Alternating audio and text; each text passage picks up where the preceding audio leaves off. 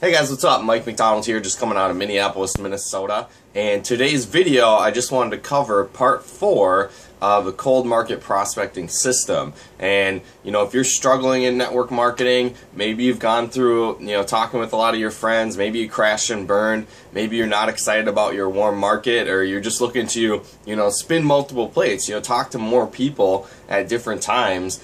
Cold market can be another good avenue to get into. There's just another system that you want to follow while going through and recruiting and out and about cold market prospecting. So as I talked about in earlier videos, just saw a great training from Cesar Rodriguez. He has a whole system on this, so I just took bits and pieces from that, as well as some of my experience and what I've done in the industry and done with out and about recruiting and cold market recruiting as well. But kind of the 6-step system you want to go through. The first one is you want to compliment somebody. Second part is converse with them.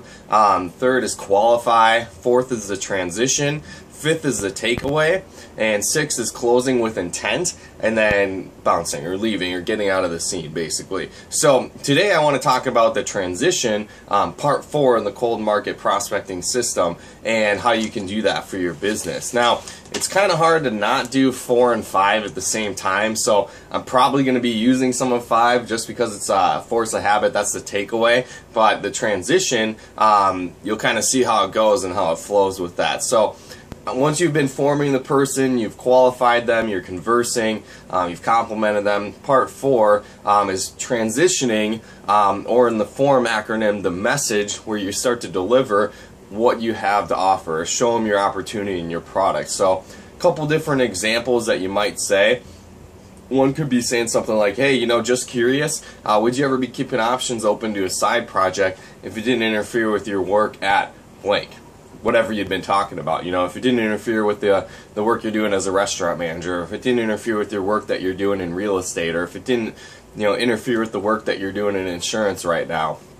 Again, one key thing that you want to do is you don't say, would you be interested in? Because that's like a real yes or no answer. You can get cut off a lot when you say that. So I like to say, would you be open to a side project if it didn't interfere with what you're currently doing? And most people are open to something, or they're willing to hear you out at that point. So if you use open, it's a lot better than saying, are you interested? So that's one example. Another example, when you're forming them, you're going through the conversation, you're qualifying them. Maybe they said that they're a parent, or they've got couple kids, or they say that they work all the time, or they wish they could spend more time with their kids, based on the conversation that you had earlier. So another good transition would be, I couldn't help but over here when we were talking and you said, blank. You said that you didn't spend enough time with your kids, or you wish you didn't have to send your kids to daycare every day. That could be an opportunity where you can transition that into your business or what you have to offer them. So for example, you might say something like, hey, I couldn't help it over here when we were talking earlier, you sounded like you might want to spend some more time with your kids. If I could show you a way that you could do that, if it didn't interfere with your current work, would you be open to that? So again, if I, would you, awesome transition. You can fill in basically anything. So you could say, if I could show you a way that you could make more money than your current work that you do now, would you be open to checking something out? Again, you don't say interested, you say open. And if I would you can just fill that in based on whatever conversation you were having earlier. It's like, hey, I couldn't help it over here. Sounded like you're pretty frustrated with where you're at. There's not really a whole lot of growth going on, or growth potentials for yourself, or it's not providing you the income or the lifestyle that you want. If I could show you a way that you could have that lifestyle, make that income, have that freedom, that flexibility, would you be open to checking something out? And then the company I work with, a lot of times they'll say, what is it? I like to say something like, the company I work with is going through a lot of different expansion right now. I couldn't guarantee anything for you, but if you're open to something, I'd be happy to clear up some time and go over the details with you and see if you'd qualify.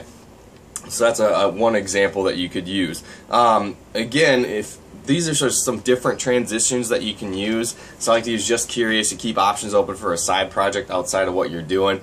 Again, based on what they're saying when you're forming them. I couldn't help it over here. You said blank.